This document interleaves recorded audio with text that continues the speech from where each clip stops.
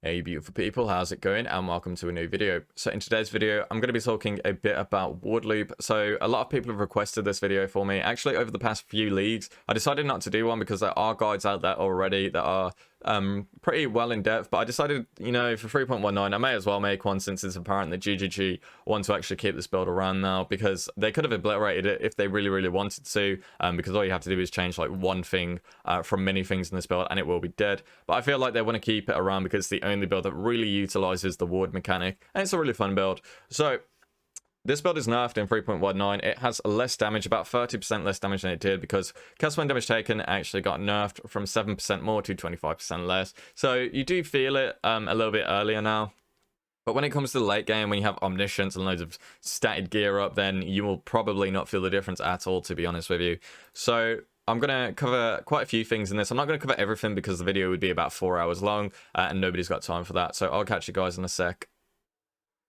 Okay guys, so very quickly talking about how the build works. So the way we get the build to start is we're going to be using a heartbound loop with 420 physical damage taken on minion death. And we're going to have an offhand weapon with triggers level 20 spectral spirits when equipped. This is applied by the Essence of Insanity essence. So when you put this on an offhand weapon, you're going to have 3 spectral spirits up here in the top left spawn.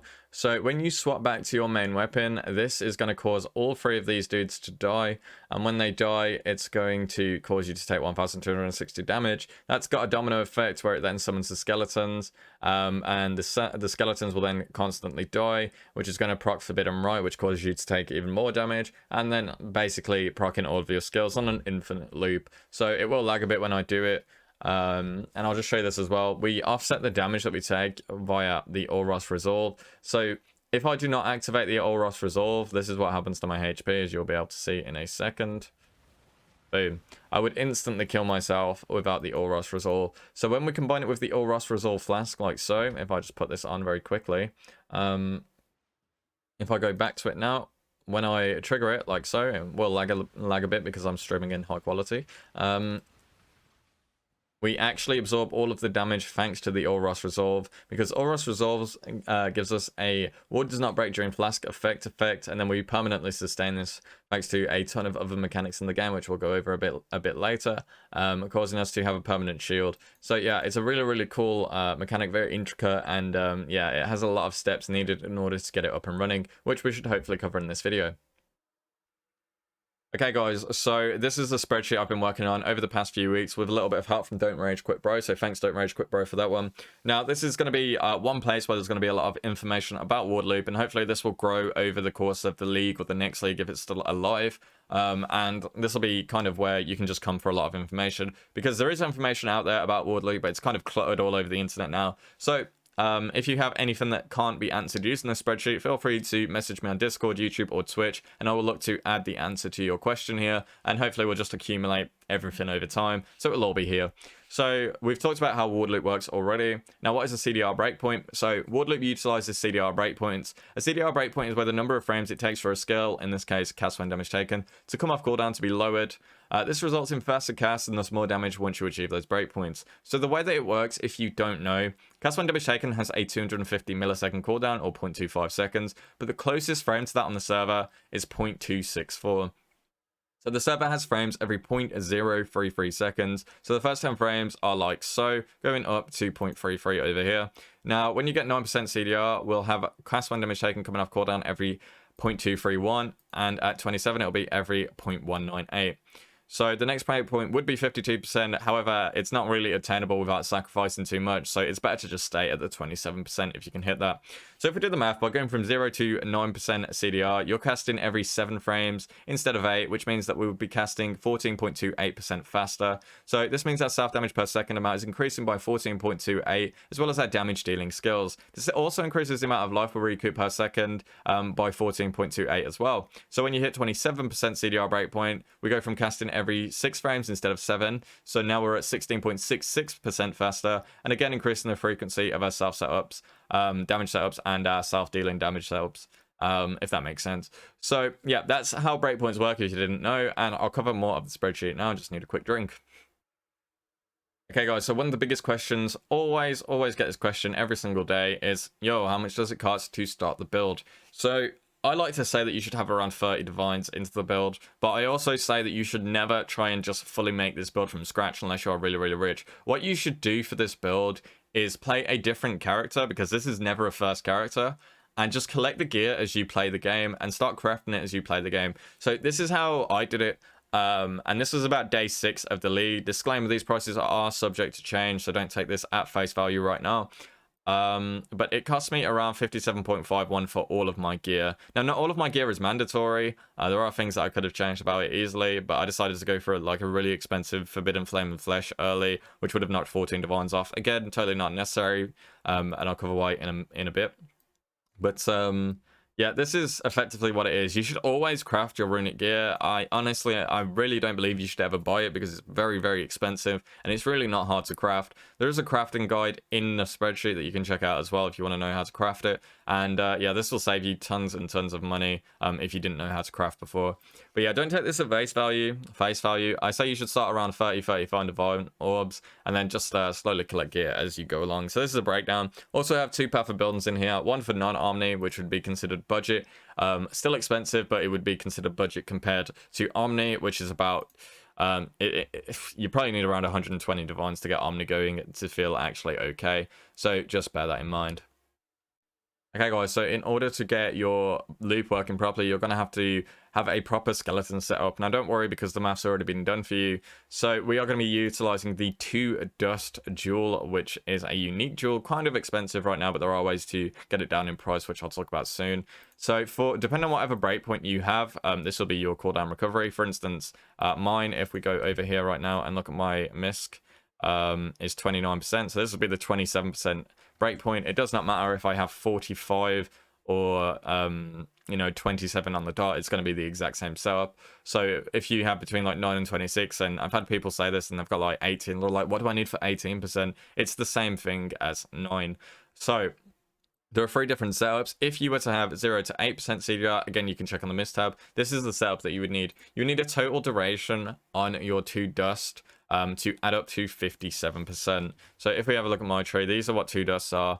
The top modifier over here, 18% reduced skeleton duration. This is what you're going to need to add up to the number on this spreadsheet. So for 0 to 8%, you're going to need a 2 dust setup, adding up to 57, and then you're going to need a specific gem setup with your anomalous skeletons as well. So anomalous summon skeletons causes them not to take damage when they respawn. This is really, really important, because if you are mapping and you summon a skeleton, these will have no life. So if a monster hits them, you can desync your loop, because the skeleton will die and basically mess up the amount of damage you take in one instance, which will break the loop. That's why anomalous is so important. Cast when damage taken will be level 5, because your skeletons will be level 11. This means you won't have to take that much damage in order to proc them. Anomalous minion speed with 20% quality. And the reason you want 20% quality on anomalous minion speed is because of the effect it gives, which is 40% reduced minion duration. And then finally, a less duration 2020 if you are on a 0 to 8 breakpoint. This setup combined with the 2 dust will work. Your loop will work fine. It will be on the 8 frames per second cast. So yeah, that's the 8. On the 9% to 26, it's going to be a different setup. You're only going to need 3, and it's going to be 11, 5, and just no less duration in this one. However, your 2 dust will have to add up to 59% in order to get the loop working. So again, check your CDR, check your gems, and then check your 2 dust duration. Finally, the last breakpoint, 27, which is my current setup right now, you will need anomalous summon skeletons, level 11 again, cast when damage taken 5, and minion speed 20. This time you're going to put in a less duration for 20, or 520 works as well, but let's just say 4 for now. 2 dust, total reduced skeleton duration on these must add up to 58%. So now the big issue with these that I want to address is the 2 dust jewels with a max roll of 20, which is typically what you're going to use if you're trying to hit those, are 7 divine orbs. 7 to like 9 divine orbs right now. And then you'd need like a 19, you know, in this case you'd need 2 19s and a 20 in order to hit 58. You can actually get this a bit more on a budget if you utilize things like the Dusk Ring, which is added in 3.19. So Dusk Ring gives you 15% reduced skill effect duration when socketed in the left slot. This was the ring I was using on a budget to save me with the 2 dust costs. So if we take a look here, that did a new ring. These items come mirrored. If you vendor 5 of them, you can remove the mirror tag. Just make sure you have make sure they all have high item levels when you do it. So it's a godsend because of the divine changes. When slotted in the left ring, it gives 50% reduced skill effect duration. This allows you to buy cheaper to dust. So, depending on your breakpoint, you will need to hit a specific reduced skeleton duration. Let's say you need to hit 58% reduced skeleton duration. If you use the dusk ring, you will only need to hit 43%. This effectively just counts as being 15% reduced skeleton duration if you want to read it like that. So, yeah, you would only have to hit 43%. So instead of spending like 7 divine orbs on 120%, we could then buy these other 3, and this would maybe cost us 1 divine orb for all 3 of them. So the Dusk Ring is a really, really nice addition in 3.19. On top of this, you can also use Window of Opportunity, which you can either anoint or you can path to it. So similar to the Dusk Ring, it gives the same effect. Now I'll show you that because I'm actually using that in my tree right now. It's down here by the sign star, and if you path to it, you will have 25%. So you will only have to use 2 dust, which is what I currently have. I have a 15 and an 18, and that works if you take all of these. It's literally it's just very simple maths. So yeah, a really, really good way to save yourself some money there if you want to Wardloop in 3.19 with the divine changes. Now I have sorry guys, my mouse is broken, so it keeps scrolling up as I scroll down. Now I have included my whole gem setup in here right now, in case you want to copy my setup exactly, but you don't necessarily have to have the same gems as me. You can pretty much use whatever you want in this, as long as you're using Hatred. Just try and make it a cold skill. Like instead of Frostbolt, for instance, I could use Creeping Frost, or I could use Eye of Winter if I really wanted to. It's really up to you, but this is the general setup you will have. Now you will need to put Forbidden Right in there, at least with a cast when damage taken level 1, because this is additional damage to help you proc. So as long as you have this setup, it's all good. So yeah, that's just about it for this section, guys. We're going to move on now. Okay, guys, I very quickly want to talk about what is going to be one of the most important parts of your setup, which is going to be your belt. So in order to sustain your flasks at all the All-Rust Resolve, you're going to need a belt with 20% reduced flash charges used. Well, it can be up to 18%. You don't necessarily need 20, but 18 plus is ideal. On the belt, you can also scale your cooldown recovery. This is how you will achieve your 27% breakpoint, meaning this belt is pretty much irreplaceable. You can't use a Mage Blade, you can't use a Headhunter. A Headhunter would actually brick your build anyway, because the mods give a lot of fizz damage reduction, which is a no-go for Wardloop. So with the belt, you get 16% increased cooldown recovery if you have an Ashling Unveil. I fractured mine. Fracturing is very easy in 3.19, guys. If you're farming a lot, just try it and fracture this so you can craft your belt. And then 20% reduced flash charges used will enable you to permanently sustain your All-Rust. Probably with less flash than 4. 4 is very, very hard to achieve. Even my one sometimes falls off, even with a 4 setup right now with a really good belt. So bear that in mind. And then you can get Flask effect duration. Now there is crafting guides, again, in the spreadsheet for the belt. So worry not on how to get one for easier. Probably less expensive than trade. Trade is 10 divines. Albeit it is a bit of a gamble trying to make this belt. So maybe... in some cases, it might be okay to actually just buy one.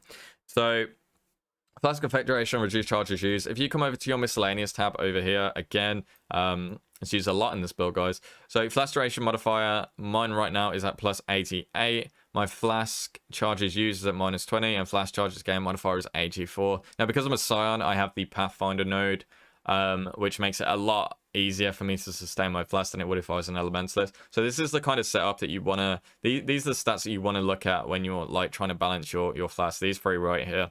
If you have a look at mine, my flask will sustain for the most part. Maybe Kira's falls off sometimes because it has an extremely low duration. But Kira's is a great quality of life flask, and all I would have to do is press it again every now and then if it did fall off. As long as the All-Rufts is sustaining, you're absolutely fine. You could technically run the build with just All-Rufts, and it would still work, but usually, since you're using Annihilating Light, you're going to want to try and get some res on your flask, so 2 is ideal. But yeah, I was just talking about the belt. Combined, the way you would hit the 27% CDR breakpoint would be having an Ashling Unveil at least with 14% roll. Your boots can then hit up to 10% cooldown recovery with the Eater of Worlds. And then you get an Abyssal, which you suck at, which is why Stitch and Visor is the best in slot, into the belt. Ideally with phasing and cooldown recovery. So if you do things like maps and simulacrums, you have phasing enabled, which is great. So yeah, that is in this case how I did it. I would only technically need 8% on the boots. I just made 10%. I don't even know why. They just look cool. but yeah, that's how you hit the cooldown recovery, and that's how you sort of manage your flask to find out whether you can sustain or not. The best thing to do, honestly, if you're unsure of whether you can sustain, you don't want to go into a map, have this fall off and you kill yourself, is just turn them on in your hideout and then go AFK for 5 minutes. Come back. If they're off, you know you need to get more flask effect duration or charges used. On top of that, you're going to be using a Balbala. So Balbala gives you the traitor keystone. Flask gain 4 charges per empty flask slot every 5 seconds. So if you have like less than 4 flasks, you're going to be getting more charges, which makes it a lot easier to sustain. On top of that, with the Balbala Brutal Restraint, you can also get things like increased flash charges gain, like I have this one over here, which is just a 10%. And these are typically about 1 to 2 divines as well. And this will help you a lot sustaining. Now, also on top of that, you are going to need 2 medium cluster jewels with ideally 3% increased flash charges gained, fasting, and 35% increased effect. Although not totally necessary, as you can see, I'm running just 2 over here. I have a 2% flash charges gained, which isn't going to be affected by the 35%, and just a 35% in general. I take all of these, and each node gives me 8% increased flask effect duration, and flash charges gained as well as a little bit dex. Now, these need to be eye level 84 in order for you to get the 35% increase effect, and ideally with 6 passives. So yeah, that's pretty much the whole balance of the setup you need in order to sustain your flasks in total. Okay guys, I very quickly want to talk about the tree. So in this POB here, I did not have infused flesh taken. This is because I have recoup on the life, 15% of damage taken recouped as life, as well as using 2 jewels that give recoup, 5% on that one and 5% on that one. So with those added up, you don't actually need infused flesh, but if you do not have the ring, definitely take infused flesh or you will die to damage over time and stuff like that. Now, aside from that, on the tree, there isn't too much to talk about because you can't level with this build, so I can't really say, oh, take these first, as you'll probably swap to this build when you're level 90. However, you definitely want to make sure you've got the mana mastery for damage taken recouped as mana, as well as, you know, the node down here. So you get 20% total recoup for your mana over here. This is where you socket your Balbala for the traitor keystone down here. The rest of the sockets don't matter what you put what in, to be honest, unless you have a natural instinct on Omni, which would go here. Yeah, you're going to want at least 1 cluster jewel, 1 large cluster jewel. If you can't afford 2 large cluster jewels, this is like a 60C cluster jewel. You're going to want 1 at least so you can have flask effect duration over here. If you have 2 and you're still struggling with flash, you can actually get 4 of these and you'll be able to run 4 flasks as well. But eye to eye and repeater is actually huge damage for this build, so just bear that in mind. Yeah, if you don't have 2, you could take, like over here on non-omni, we've got this. You could go and take, for instance, Frostwalker over here for increased cold damage, cold res, which is cool. You could come over here and get Ash, Frost, and Storm. You get more life on the tree. There are a few things you could do. You could also path over here for Window of Opportunity, so you have a cheaper time with 2 dust. So just bear that in mind. There's a lot of changes you could make to the tree if you don't have these cluster jewels over here. But yeah. On top of that, the ascendancy that we're gonna go for is we're gonna rush Path to Witch, because we need Path to Witch, so in order to actually take this side of the tree. So going for the Elementalist node first is absolutely fine. You also get Shock. Immune to reflected damage and exposure, applies an extra -20, which is absolutely awesome. Golems don't matter. And when it comes over here, you're going to want to take Pathfinder on a budget. And then for the Flesh and Flame, you can either get Pathfinder or you can get Deadeye and then swap this to Deadeye, for instance. So the Ascendancy is pretty cool. The Ascendancy is very nice for Scion. But yeah, you will have to level as something else for sure. And then do a 5 ways and then swap once you're about level 90. But yeah, that's just about this tree. I'm not going to cover the Omni tree because that is a super min-maxed version. So yeah, that's just about it for the tree. Okay guys, so I quickly want to cover the FAQ and troubleshooting section. So these are questions that I commonly get on Twitch. If you have any questions, you can hit me up on Discord, leave it in the comment section, or talk to me on Twitch. So first and foremost, you want to make sure you're on lockstep when you're playing Wardloop, otherwise predictive can break your loop. There's also a calculator here, so I will show you this very, very quickly. So this was set up by Mr. Don't Rage Quick Bro himself. When you come into it, you want to go to File, make a copy like so. And this will open this for you. So this Flask part here is mostly for Elementalists, so ignore that if you're on Scion for now.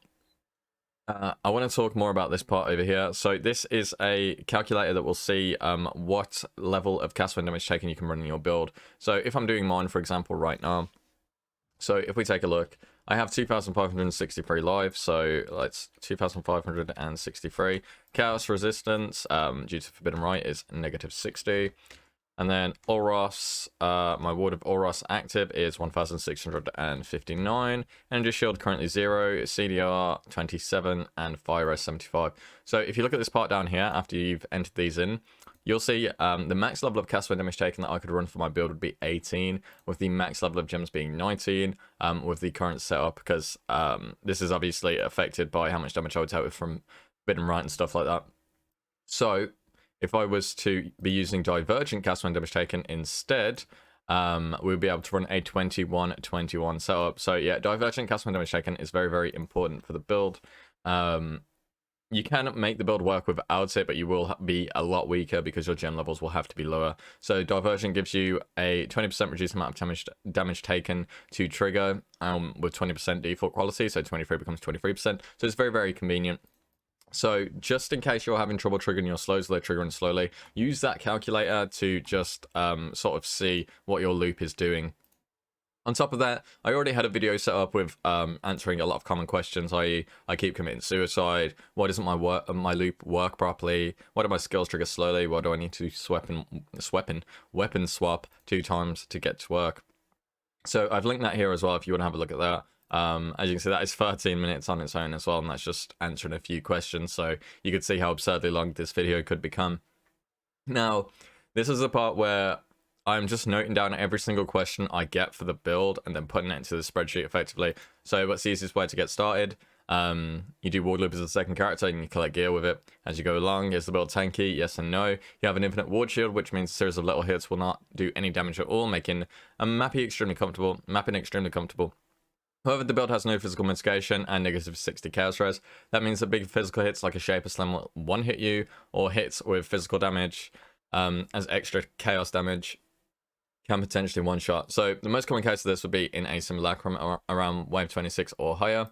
And then on top of this, since you will be recouping damage all the time, you will not really suffer from damage over time effects at all, unless it's like a Shaper Beam, which you can out-recoup if you have a lot of recoup in your build.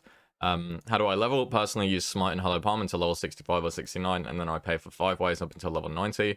There's not really another way to level. You always have to start out as something else and then switch. How do I start the loop? We covered at the start of the video. 27 cooldown, we've also covered with the belt. What does my HP take damage with Oros active? This happens when your ward's too low and your HP is too high due to the Forbidden Right damage.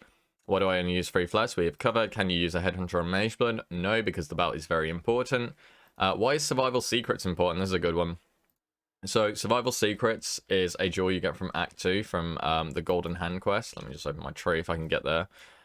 So right now you can see that I have 1,659 ward with Oros active. So what Survival Secrets does, it gives Flask applied to you have 20% reduced effect. So watch my ward now when Oros resets. So it's 1,659 with 1,159 without Survival Secrets. So this is a very, very important jewel. Do not underestimate how powerful it is. It cannot roll Corrupted Blood as well, guys, because it is only item level 1. So just bear that in mind. After that, which catalyst do we use on Heartbound Loop? It's going to be Noxious. Your Oros Resolve, guys, needs 28% quality from tier 4 Hillock in research and 40% increased charges used on the roll. The enchant you put on your Flask, you want to make sure it's reused at end of Flask effect and not used once charges are full. A lot of people do that and it breaks your build. The best keystone on the Skin of the Lord, Unwavering Stance if you aren't running Kira's. However, it doesn't really matter too much. I mean, you can use Iron Will if you don't have Omniscience, but aside from that, nothing's really better than Unwavering Stance. So there are ones that can break your build like Precise Technique. You need to avoid any keystones like that. Anyone that does nothing is absolutely fine. Are any Quality of Life annoyance? You can anoint Druidic Rite on the tree, which gives 20% Flask effect duration, which can also help you out very early for sustaining flasks. So yeah, these are the questions we've got so far. If you have any more you want to see some answered and add it to the spreadsheet, feel free to hit me up on Discord, Twitch, or YouTube as always, guys, and I will add it. But yeah, that's just about it for the FAQ section of this. I hope this helps. It's a really a lot of effort going into this, guys. So I really appreciate the time checking it out. Yeah. Okay, guys, I think that's about it for now. This video will be extremely long if I try and talk anymore, and it's already really long, so I doubt people are going to watch all of it. But yeah, we've got the spreadsheet. If you have any questions, come to my Discord, my Twitch, or just leave a comment, and we will update the spreadsheet as we go along in the future as well. So hopefully this will be bountiful, full of information. And yeah, it's a nice little project to do together, I suppose. So yeah, that's just about it, guys. I hope you take care, and I will catch you guys in the next one. Good luck, guys. Before I go, a big shout out to my King Patreon supporters, Sen, Multi-K, Nifty, Isaiah, Pandoxy, and Gavin. You guys are awesome. Thank you so much for the support, and I'll catch you next time. Take care.